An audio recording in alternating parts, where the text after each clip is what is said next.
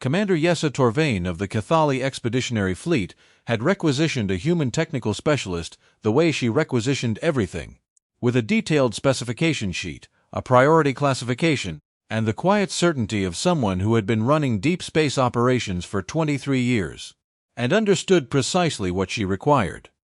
The request had gone through the Coalition's civilian contractor registry. She had specified systems experience, containment engineering background, clearance level 4 or above, and, this was the criterion she had underlined twice in the formal documentation, the demonstrated capacity to work without creating friction in a mixed-species operational environment. The registry had processed her request and returned one name: Brennan Cole. What the registry had not included, due to a data migration error that the subsequent administrative review would classify as a procedural gap requiring immediate correction, was the secondary file attached to Cole's service record. That file was not classified. It was simply old, formatted in a legacy system that the registry interface did not render correctly, and it contained on its second page a notation that most Coalition personnel who worked with human contractors had learned to look for immediately. Planetary origin, Earth. Environmental classification, Class 9. Torvaine had met Cole at the docking bay of the Cathali research platform Vethis Station when he arrived on the courier shuttle from the transit hub. He was shorter than she had expected. Most humans she had encountered in command roles carried a certain deliberate physical presence, as though aware of how they registered in mixed company. Cole did not. He was of average height for a human male, perhaps 30 years old, with dark hair going slightly gray at the temples, and the kind of face that communicated nothing in particular. He had reviewed her briefing packet during transit, asked one question about the coolant architecture in the lower containment wing, and confirmed that he had brought his own diagnostic tools. She had found him unremarkable. The assessment had seemed appropriate at the time. Vethis Station was one of the Cathali fleet's forward research installations, a pressurized ring platform orbiting a gas giant whose upper atmosphere contained compounds of significant military and pharmaceutical interest. The station ran 4 research divisions. 3 of them were the kind of work that appeared in public Coalition science bulletins. The 4th was the kind that did not. The formal documentation described it as advanced material stress research. The operational staff understood this to mean things that were useful to study and extremely unwise to be near when they stopped cooperating. The contract Cole had been brought in to fulfill covered a single task: a full diagnostic and recertification of the containment infrastructure in Research Division 4. The previous certification had lapsed during a personnel transition, and the Coalition's operational standards required recertification before the division could resume full throughput. It was, by all formal assessments, a technical job, methodical, bounded, the kind of work that required precision and patience and would generate a great deal of documentation and no particular drama. Cole had begun the diagnostic at ZO 600 station time on his first morning aboard. Torvaine had reviewed his initial access log and found nothing notable. He worked in sequence, moving through the containment cells in the order specified by the recertification protocol, logging readings, flagging minor calibration issues, and filing the intermediate reports in the correct format. By the end of his first day, he had completed 40% of the inspection and submitted a preliminary assessment that the station's chief engineer, a Cathali officer named Preth, who had been running the platform systems for 11 years, described as thorough. The incident happened on the 3rd day, at 1417 station time, in the deep containment sector at the far end of Division 4's lower corridor. The varisample, the term sample being a significant understatement for what the division's internal documentation described as an active thermochemical cascade array currently occupying Containment Vessel 7, had been still for 9 weeks. The stabilization had been achieved through a combination of pressure regulation, electromagnetic dampening, and a secondary thermal sink that the division's lead researcher, a Cathali scientist named Soreth Fenn, had designed specifically for the compound's properties. The system worked. The documentation confirmed it worked. 3 independent reviews had confirmed it worked. What none of those reviews had accounted for was the interaction between the thermal sink's power draw and the recertification diagnostic tool that Cole was running in the adjacent corridor at 1412, which drew from the same secondary power bus. The combined draw exceeded the bus's tolerance by a factor that the station's load management system had not flagged because the 2 devices had never been operated simultaneously before. because no one had been running a recertification at the same time as the thermal sink had been active, for the straightforward reason that the previous recertification had occurred before the thermal sink was installed. The first indication was an alert on Preth's station that the thermal sink was drawing reduced power. The second indication, 38 seconds later, was a pressure reading from Containment Vessel 7 that was moving in the wrong direction. The third indication was the alarm. The station's emergency protocol for a Division 4 containment anomaly was well designed. Personnel evacuated the lower corridor in under 90 seconds. The automated systems sealed the blast doors between the lower corridor and the rest of the division.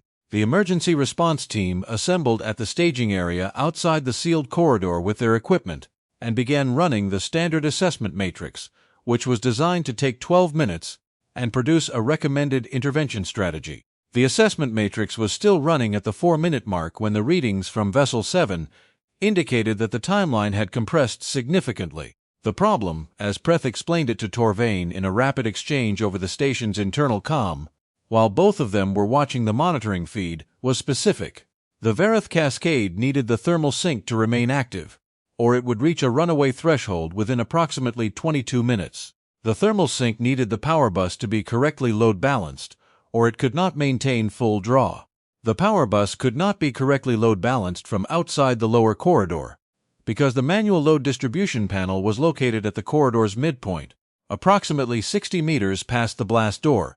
The automated balancing systems had gone into fault hold because the anomaly had triggered a conflict state that required manual reset before the automated systems would accept commands. It was, as these situations often were, a sequence of individually unremarkable failures that had combined into something considerably more serious. The emergency response team could enter the corridor.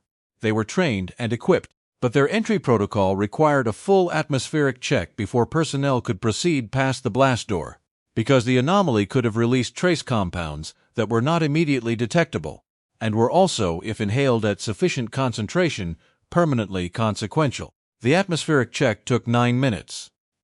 That left 13 minutes for the actual intervention, which was workable but required that the person doing the intervention know exactly what they were doing with the load distribution panel and the thermal sink interface. Torvaine knew the thermal sink interface. She was also currently on the other side of the station, having been in the upper research tier when the alarm triggered, and the blast door protocol meant that rerouting her to the lower corridor would require her to travel through 3 additional sealed checkpoints that were in fault hold and could not be manually overridden from her current position without the same manual reset. That was the original problem. It was Preth who pulled up Cole's work log to check where the contractor was and found that Cole had not evacuated the lower corridor. The log showed that Cole had been at the load distribution panel at 14:13, 4 minutes before the alarm, running his diagnostic on the secondary power bus. The alarm had triggered at 14:17. The evacuation order had gone out at 14:18. Cole's position tracker showed him at the panel location at 14:19, 1 minute after the evacuation order.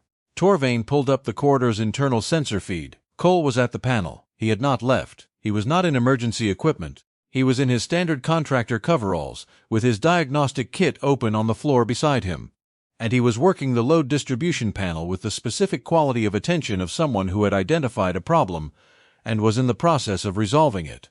There was no urgency in his movements. There was no hesitation either. He moved through the panel's interface in the way that people moved through familiar things, not quickly but without any of the searching quality of someone who was learning as they went. "Cole!" Torvaine's voice on the corridor comm was level. "You are aware of the evacuation order?" "Yes," Cole said, without stopping what he was doing. "You are also aware that there may be atmospheric contamination in your current location. I ran an atmospheric check with my diagnostic kit at 14:18. He adjusted something on the panel. It was clean. I reran it at 14:21. Still clean. The anomaly hasn't vented." A pause.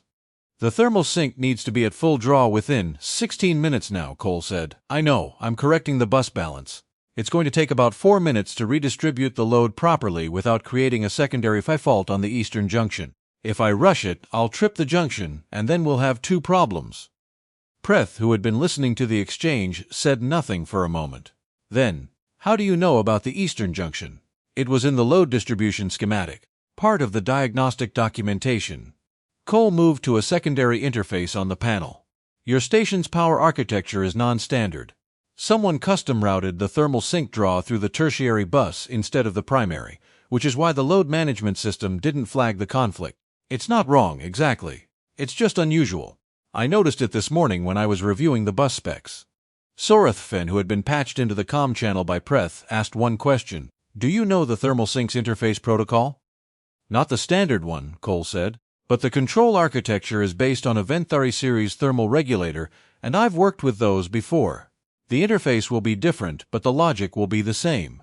A brief pause. I'm going to need someone to talk me through the sink side calibration once the bus is balanced. That part I'd want a second set of eyes on. It took 3 minutes and 50 seconds to balance the bus. Cole did not trip the eastern junction. The thermal sink returned to full draw at 14:21 and 40 seconds, with 11 minutes remaining before the cascade threshold. Torvaine guided Cole through the sink side calibration over the comm, a process that took 6 minutes, during which Cole asked 4 questions and made no errors. The cascade reading stabilized at 14:30. The anomaly closed. The emergency response team, which had completed its atmospheric check and was prepared to enter the corridor, stood at the blast door and waited for a situation that had already resolved itself. Torvaine stood in the command hub and looked at the monitoring feed for a long moment. 23 years. She had managed evacuations, emergency dockings, a reactor event on the platform Kethis, 7 that had required her to make decisions she still occasionally thought about at Aero 3. She had seen competent people work under pressure. She had not seen someone calmly decline to evacuate a potentially contaminated corridor because they had identified a problem and were in the middle of fixing it. Preth arrived at the command hub 13 minutes after the anomaly closed, reviewed the incident log, and looked at Torvaine with the expression of someone recalibrating several things simultaneously. The power bus routing, Preth said. He noticed it this morning. That's what he said.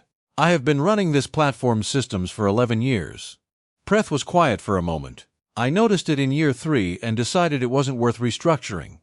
The debrief happened at 1600 station time. Cole arrived on time, sat down and answered questions with the same economy he applied to most communication. He confirmed that he had made the decision to remain at the panel because the atmospheric check was clean. The problem was within his diagnostic scope, and the timeline was tight enough that waiting for the response team to complete its entry protocol would have been suboptimal. He used that word, suboptimal. He confirmed that he had understood the risk. He confirmed that he had assessed it as acceptable. Torvaine looked at him across the debrief table. You're a systems contractor. Your contract covers diagnostic and recertification work. It does not cover active emergency intervention in Division 4. Cole considered this. The problem originated from work I was conducting. The bus draw from my diagnostic equipment was part of the fault chain. A brief pause. It seemed like my problem to fix. There was a silence in the debrief room that had a specific quality to it. Torvaine, who was present as Division 4's lead researcher, had not said anything during the debrief. She said something now. You identified the Planetary series architecture in the thermal sink from the control schematic. Yes. Those schematics are in the maintenance documentation. The notation is in a line item in the thermal sink's installation record.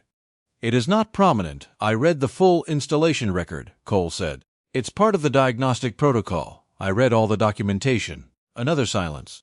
Where have you worked before? Torvaine asked. Not as skepticism, as something more careful than that. Cole listed 3 postings. 2 were research platforms of the type that Torvaine recognized as mid-tier industrial facilities, the kind of work that produced competent technicians with broad practical experience. The third was a designation she did not recognize. Threshold Station Karenis, listed with a duration of 4 years and a project classification she didn't have clearance to look up on the standard registry. She looked it up on the command-level registry after the debrief. The project classification at Threshold Station Karenis resolved at command level to a 3-line entry.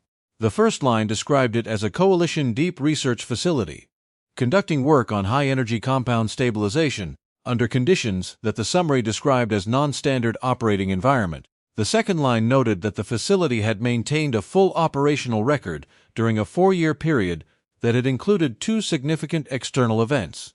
The third line contained a cross-reference that led to a second file. The second file contained on its first page the notation she had not seen in Cole's Contractor registry profile. Planetary origin, Earth. Environmental Classification, Class 9. Torvaine set the file down, metaphorically, because it was on her console, and sat with that information for a moment. Class 9. The standard coalition classification for Death World designation began at Class 10. But that was a bureaucratic boundary, not a biological one.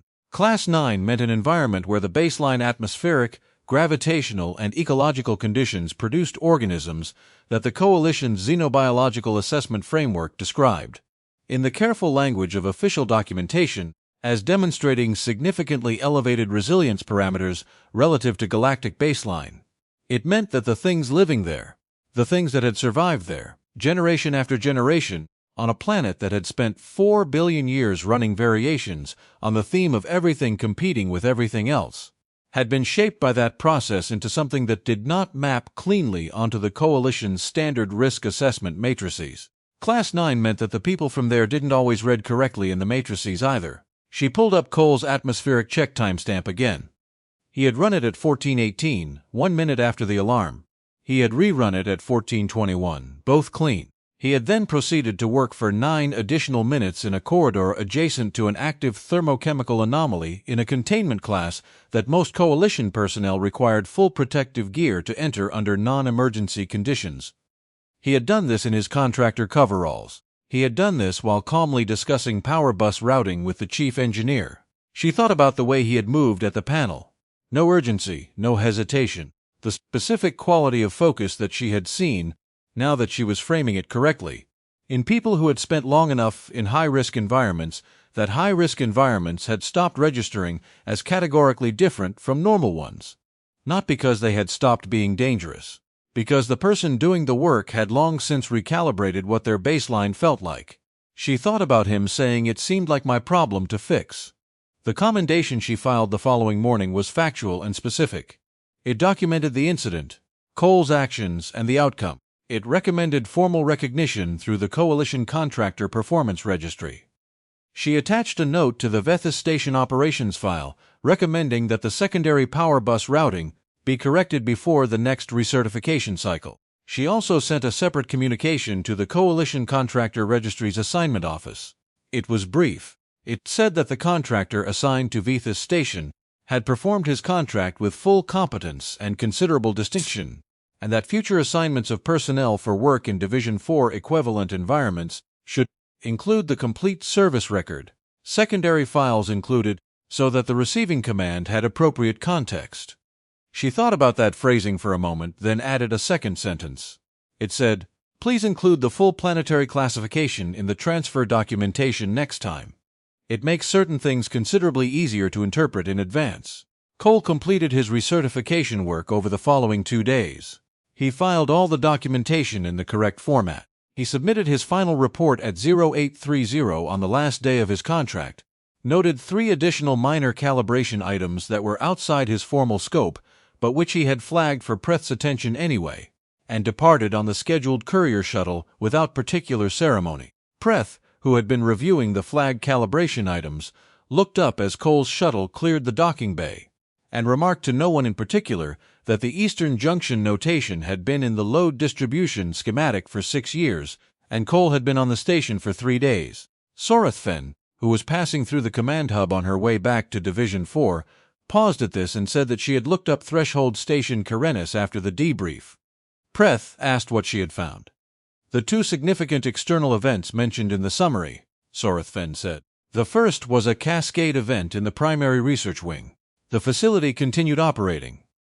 A pause. "The second was a full loss of atmospheric integrity in the lower station tier for approximately 4 hours due to an impact event. 17 personnel were present in the affected section." Another pause. 14 of them were human. Preth was quiet. "Threshold Karenis is in a debris-dense orbital zone," Sorethfen continued. "Impact events are not uncommon. The record notes that the affected personnel managed life support in the compromised section through improvised means for the duration of the atmospheric failure, and that the section was fully restored to operational status within 6 hours of the event." She considered this. It does not specify how they managed life support through improvised means. The documentation simply notes that they did. She left the command hub.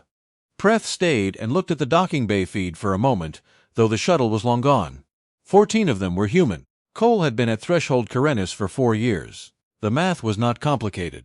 The final operational note in the Vethis Station incident file was added by the station's administrative officer the following week, after the Coalition's Contractor Performance Registry had processed Torvaine's commendation and returned a confirmation. The note was routine, a cross-reference, a file closure, a record that the incident had been reviewed and resolved. Attached to it, because the administrative officer was thorough and understood that institutional memory mattered, was a copy of the amended transfer request template that Torvaine had submitted to the registry, with the new mandatory field she had recommended added to the standard form. The field was labeled Planetary Origin and Environmental Classification Full, complete secondary record included. Beneath the field in the template notes, someone, Torvaine, based on the access log, had added a single line of plain text. It read, "This field is not optional.